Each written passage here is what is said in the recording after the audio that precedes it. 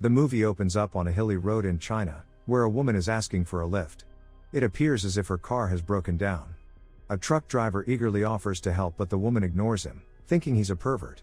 Shortly after, a decent-looking man arrives in a car and the woman quickly gets in. But sadly, her decision turns out to be fatal as she finds a mutilated human hand near her seat.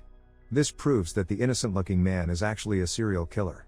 The very next minute, he stops his car, grabs a wrench, and bludgeons the woman to death.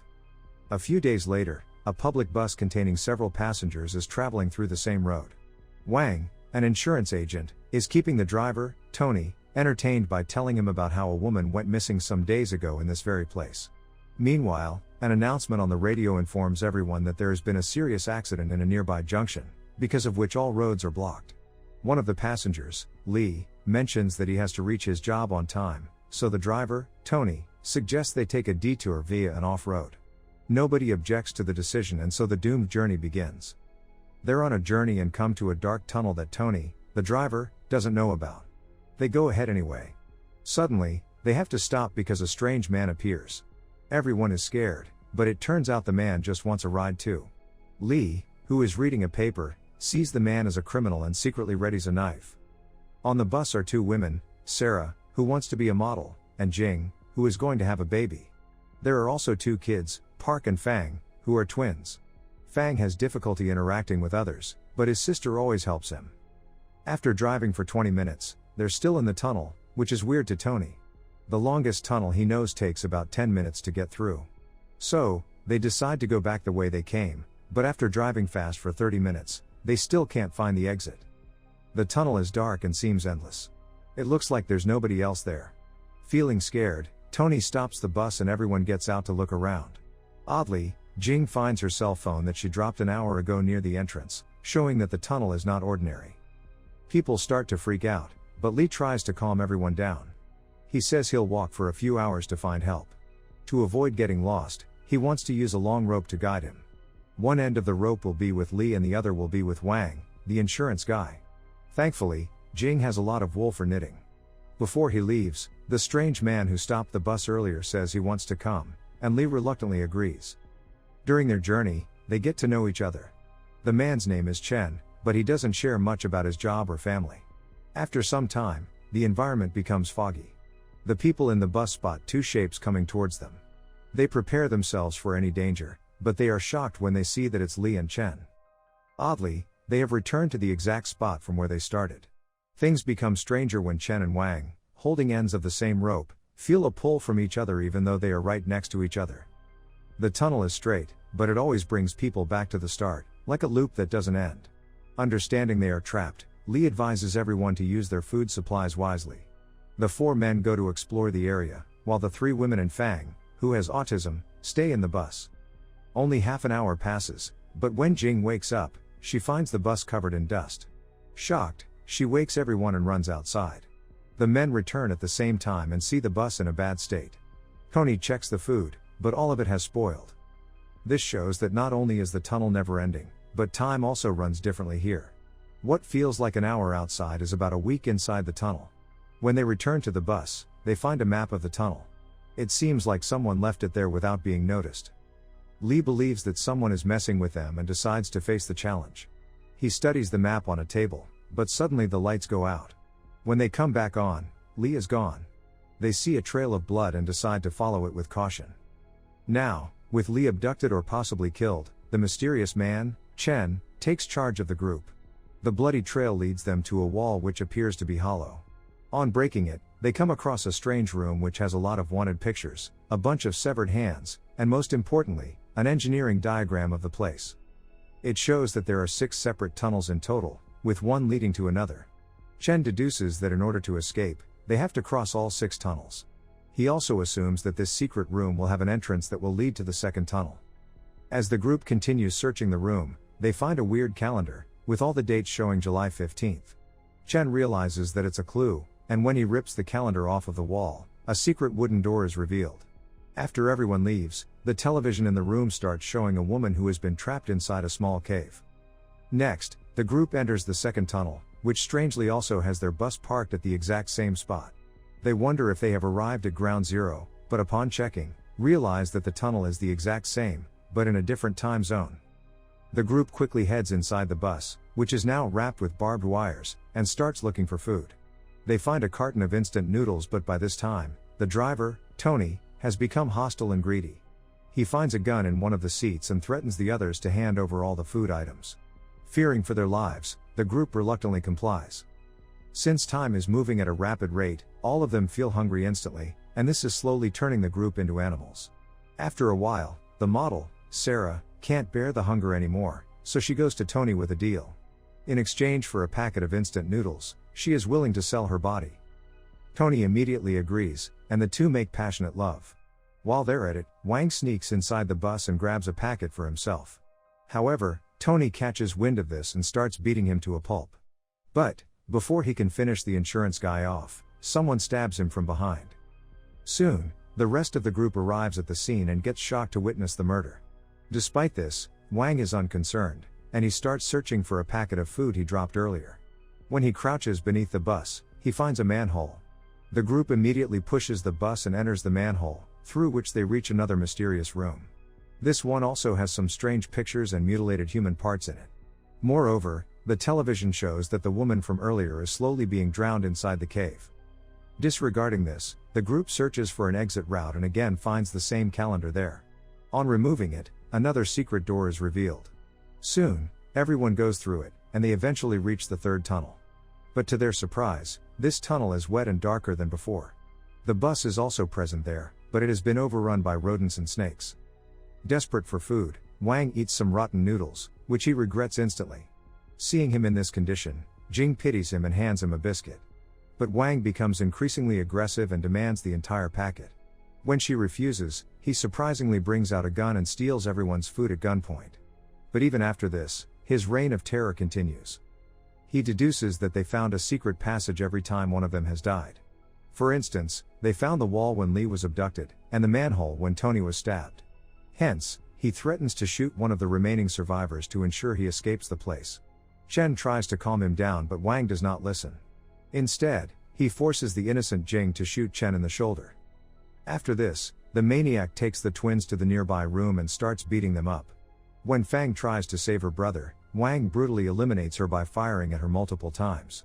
The poor autistic boy, Park, can just sob as her sister slowly breathes her last. The out-of-control Wang then attempts to strangle Sarah, but before he can do so, someone impales him from behind. Now, with an additional 2 people dead, the group finds a secret passage, through which they reach the 4th tunnel, which is a psychedelic tunnel. Just then, Jing goes into labor and rests on the side with Park while an injured Chen and Sarah head to investigate the bus. The psychedelic nature of the place makes Sarah hallucinate, and she starts seeing people. Scared, she comes out of the bus and heads in the opposite direction, where several dead bodies are lying around. There, she notices a mirror, and as she stares into it, someone approaches her from behind and finishes her off. Meanwhile, Chen returns to Jing, who has given birth to a baby boy. The remaining 3 then proceed forward, but along the way, it is revealed that the little boy has passed away. Chen tries to convince Jing to keep going, but just then, she takes out a knife and stabs him to death. Surprisingly, after a while, he wakes up in a secret compound. It appears as if he has woken up from some sort of experiment. Then, we are taken to a top-secret military meeting. This is where everything finally unfolds. An army general reveals that the serial killer from the start of the movie, James, has been caught. The problem is that he was apprehended from a car wreck, in a totally vegetative state, and now, he has fallen into a coma. James had kidnapped and murdered several women, but one particular named Ciara, is rumored to be still alive. The problem is that no one knows where she is locked up except for the serial killer himself. And since he's in a coma, it's impossible to interrogate him.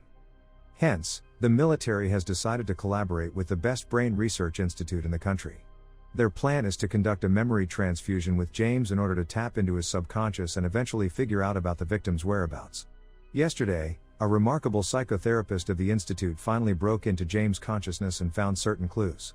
The psychotherapist is revealed to be none other than Chen. One of the army generals then asserts that they need to have faith in Chen because he above all others is more concerned about the victim's safety.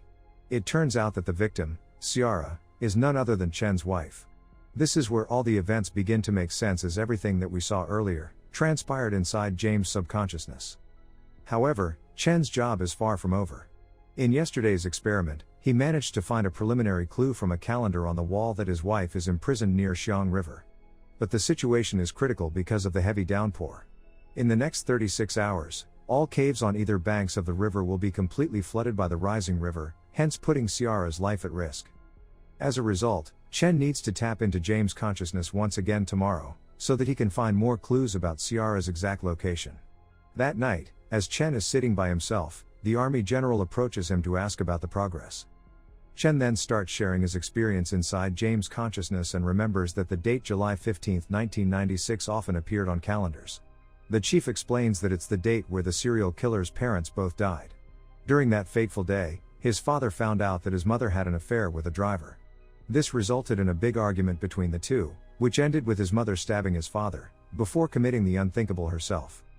Chen is taken aback by the revelation, but he continues sharing his experience. He says that in James' inner world, he was able to see both his dark side and his good side. But in the end, the good side failed. The serial killer himself was actually a tunnel engineer, hence when he went into coma, he began to establish a tunnel in his brain as the symbolic carrier of his chaotic consciousness. The tunnel in his consciousness is just a dead loop which leads to nowhere. When Chen entered James' brain, his initial target was to lead him out of this endless loop, so that James could wake up from his coma. However, he didn't expect there to be so many split personalities. Thus, Chen had to communicate with all of them, so that he could find clues about his wife's imprisonment. His new mission was to find the real criminal among these personalities and interrogate him/her for the answer. As he bonded with these personalities, he found out more about them. The best personality was Li, who resembles James' healthy and rational side. There was hope that this good personality could outweigh others and get James out of this loop. Unfortunately, he suddenly disappeared after the lights went out in the tunnel. The disappearance of this personality resulted in the chaos of the situation. The second personality was the driver Tony, who eventually became violent. This resembles James' violent personality. The third and fourth personalities were Wang and Sarah, who resemble James' inner projection of his own father and mother. His father was an insurance salesman while his mom was a model. The sad thing is that when the father was abusive to James, his mother didn't care much about him. Instead, she ended up having an affair with their driver. This is represented when Sarah made out with the driver, Tony, just for food.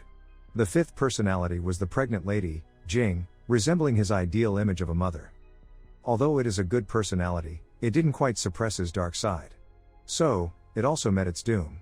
The sixth and seventh personalities were the twins, who resemble his childhood personality, autistic, weird, feminine, but very talented in math and space physics. But there is one more personality that was not in the bus. It is the fiercest personality and always hidden in the dark.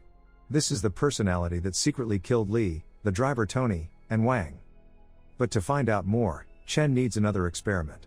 The next day comes and Chen undergoes the second phase of the memory transfusion. This time, he directly confronts James and demands his wife's whereabouts. However, the cold-blooded killer doesn't want to give up the information so quickly. Instead, he starts talking about how he hates his mother for killing his dad. This insecurity towards women is why he abducts them and finishes them off. Saying this much, he takes Chen to different parts of his subconscious where various events of his life are being played out. However, focusing on his mission, Chen disregards all of them and confronts the autistic personality, Park, the weakest of James' personalities. He tries manipulating the boy to give up the coordinates to his wife's location, but his twin sister, Fang, stops him. Following this, Chen is transported to a cinema hall, where he encounters the real evil behind all the murders inside the tunnel. It is revealed to be none other than Chen himself. It turns out that James' subconscious is so messed up and evil that the one who looks into it also starts thinking like a serial killer. The evil Chen reveals that he didn't want Ciara to be saved, so he killed the people inside the tunnel one by one, including the newborn baby. Suddenly, the scared autistic boy, Park, appears on stage, and so does Chen's wife. Park slowly approaches Ciara to kill her, but at the last moment, he backs out. Taking this as the perfect opportunity, the real Chen approaches the scared boy and requests him to wake up and tell the authorities about his wife's location. Surprisingly, Park agrees, and walks away. Then, the evil Chen takes him to a different setting, where the two get ready for one final showdown. Soon, the two start fighting with one another, but when the real Chen feels like he's victorious, another clone of evil Chen shows up, implying that he's indestructible. Elsewhere, the rain has started pouring in, and Ciara is almost neck deep into the water. It is only a matter of minutes before she drowns to death. Back inside James' subconscious, the real Chen pleads to let him back into his world, but his evil doppelganger refuses to listen. Just then, the real Chen comes up with a plan. He realizes that if he commits the unthinkable, the evil Chen will also die, and with this, all of the evil inside James will go away. And as soon as he goes through with his plan, the evil Chen fades away, and at the hospital, James wakes up. Being a totally changed man, he immediately tells the authorities about Ciara's location.